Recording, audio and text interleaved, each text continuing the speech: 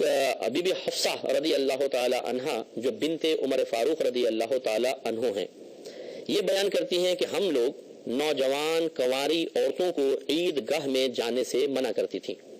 کہ آپ اپنے گھر میں رہیں، باہر نہ جائیں۔ اب دیکھیے سرکار صلی اللہ علیہ وسلم کے دور میں عورتیں نکلتی رہی ہیں، لیکن آپ منع فرما رہی ہیں کیونکہ اس زمانے میں فتنے زیادہ تھے۔ بس ایک عورت آئی اور وہ قصر بنی خلف میں ٹھہری، ایک جگہ کا نام تھا۔ اس نے اپنی بہن سے ایک حدیث روایت کی۔ اس کی بہن کا خاوند نبی کریم صلی اللہ علیہ وسلم کے ساتھ 12 غزوات میں شریک رہا تھا، اور اس عورت کی بہن 6 غزوات میں نبی کریم صلی اللہ علیہ وسلم کے ساتھ شریک ہوئی تھی۔ اس بہن نے یہ کہا کہ ہم زخمیوں کی دوا دارو وغیرہ کرتی تھیں اور بیماروں کی تیمارداری کرتی تھیں۔ پھر میری بہن نے، یعنی عورت کہتی ہے کہ پھر میری بہن نے نبی کریم صلی اللہ علیہ وسلم سے سوال کیا، یا رسول اللہ صلی اللہ علیہ وسلم، کیا ہم میں سے کسی پر کوئی حرج یا گناہ ہے کہ جب اس کے پاس چادر نہ ہو تو وہ گھر سے نہ نکلے؟ یعنی نبی کریم صلی اللہ علیہ وسلم نے عورتوں کو عید گاہ میں آنے کا حکم دیا تھا تاکہ مسلمانوں کے ساتھ اجتماعی دعا میں شریک ہوں، سرکار جو احکام بیان کریں وہ عورتیں بھی سنیں۔ تو ان خاتون نے کوشچن کیا کہ اگر کسی عورت کے پاس پردے کا اہتمام نہ ہو، چادر وغیرہ نہیں ہے، وہ گھر سے باہر نہیں نکل سکتی، تو کیا وہ حاضر نہ ہو تو کوئی حرج تو نہیں ہے، گناہ تو نہیں ہے؟ نبی کریم صلی اللہ علیہ وسلم نے جواب ارشاد فرمایا کہ اس کی سہیلی اس کو چادر پہنا دے، یعنی وہ مانگے، چادر مانگو اور اپنے اجتماع میں آؤ، اس اجتماع میں، تاکہ تمہیں احکام سیکھنے کا موقع ملے۔ فرمایا اور وہ نیکی اور مسلمانوں کی دعا کے مواقع پر حاضر ہو، ایسے موقعوں پر حاضر ہونی چاہیے، اگر اپنی چادر نہیں ہے سہیلی سے مانگ کے پہنچ جائے۔ پھر جب حضرت ام عطیہ رضی اللہ تعالی عنہا آئیں، یہ بی بی حفصہ کہہ رہی ہیں کہ پھر اس کے بعد حضرت ام عطیہ رضی اللہ تعالی عنہا آ گئی، تو میں نے ان سے پوچھا کہ کیا آپ نے نبی کریم صلی اللہ علیہ وسلم سے اسی بات کو سنا ہے جیسے یہ عورت بیان کر رہی ہے؟ انہوں نے کہا کہ ہاں، آپ پر میرے ماں باپ میرے باپ فدا ہو جائیں، یعنی باپ، ماں کا ذکر نہیں کیا، آپ پر میرے باپ فدا ہو جائیں۔ بی بی حفصہ رضی اللہ تعالیٰ عنہ کہتی ہیں کہ یہ ام عطیہ جب بھی نبی کریم صلی اللہ علیہ وسلم کا ذکر کرتی تھی تو ایسے ہی کہتی تھی کہ آپ پر میرے باپ فدا ہو جائیں۔ پھر انہوں نے بتایا کہنے کی کہ میں نے آپ کو یہ فرماتے ہوئے سنا ہے کہ نوجوان عورتیں اور پردہ دار عورتیں گھر سے نکلیں،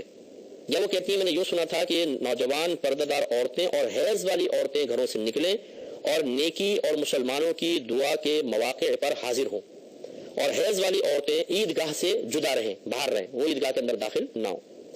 بی بی حفصہ رضی اللہ تعالیٰ عنہ بیان کرتی ہیں کہ میں نے ان سے پوچھا، ام عطیہ سے، حیض والی عورتیں کہ یہ سرکار نے فرمایا تھا کہ یہ عید گاہ کے پاس آئیں؟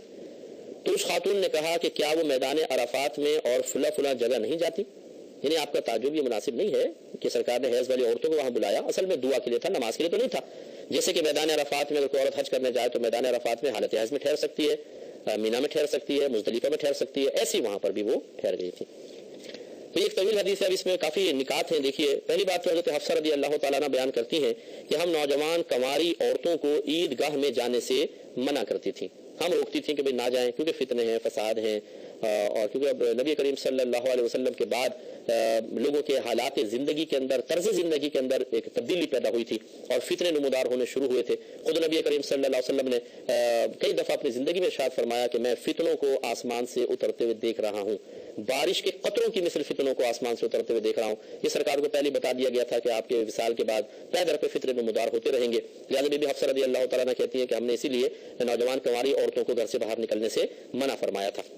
اس کا مطلب ہے کہ اس دور میں جبکہ پرفتن دور تھا، بچیوں کو گھر سے باہر نکلنا منع کیا گیا تھا، تو آج کے دور میں بلا ضرورت خاص طور پر بچیوں کو باہر نکلنے سے روکنا چاہیے۔ پھر وہ کہتی ہے کہ پھر ایک عورت آئی اور وہ قصر بنی خلف میں ٹھہری، اس نے اپنی بہن سے ایک حدیث روایت کی کہ اس کی بہن کا خاوند نبی کریم صلی اللہ علیہ وسلم کے ساتھ 12 غزوات میں شریک رہا تھا اور اس کی بہن 6 غزوات میں شریک ہوئی تھی،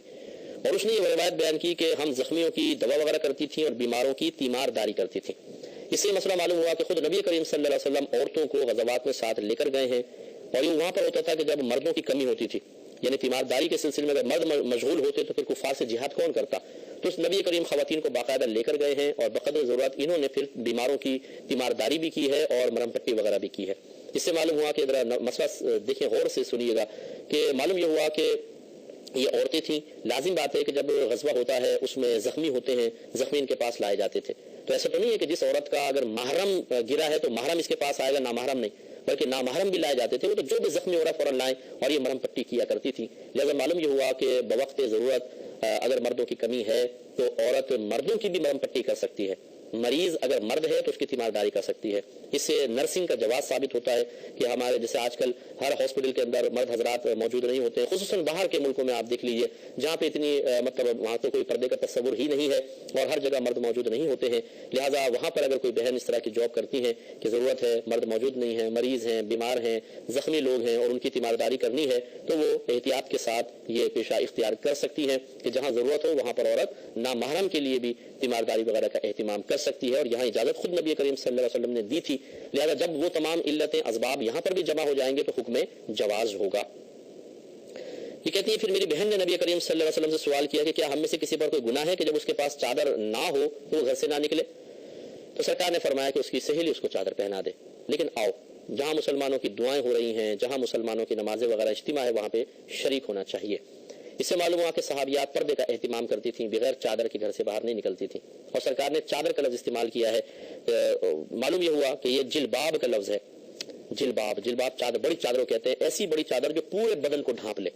मालूम हुआ कि बुर्का पहनना ही कोई फर्ज या वाजिब नहीं है। अगर कोई बहन एक मोटी चादर बड़ी ले लेती हैं और इस तरह मुंह को भी इस तरह कर लेती हैं, जैसे बाज़ ख़वातीन गाँवों के अंदर खास तौर पर हमने देखा कि ये पूरा अपने आगे कर ली चादर, इस तरह से आंखें नजर आ रही हैं, पूरा बदन चादर से ढका हुआ है, तो अब अगर वो बुर्का नहीं भी पहनती कोई हर्ज नहीं है। असल है पर्दा, बुर्का असल नहीं है, असल है पर्दा। अगर वो मोटी चादर से भी हो रहा है तो ठीक है।